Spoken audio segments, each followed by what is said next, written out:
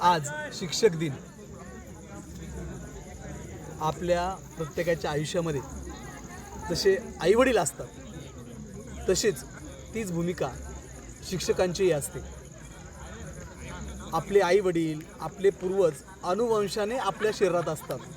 आपला दिसणं असेल, आपला स्वभाव असेल, आपली विचार करण्याची पद्धती असेल, नाक कान डोळे तोंड रूप जे आपण बघतोय हे आपल्याला अनुवंशाने मिळतात. म्हणजे एका पिढीकडून दुसऱ्या पिढीकडं ते येत असतं.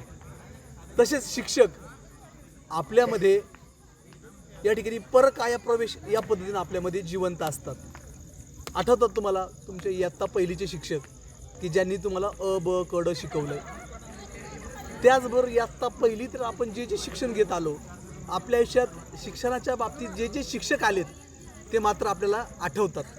मग कोणते शिक्षक आठवतात?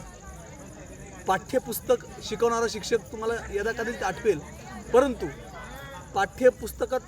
पुस्तकाव्यतिरिक्त आयुष्याकडं बघण्याचा दृष्टिकोन किंवा आयुष्याकडं बघण्याची जी दृष्टी आहे ही दृष्टी देणारा शिक्षक मात्र तुम्हाला नेहमीच या ठिकाणी कायम स्मरणात राहतो.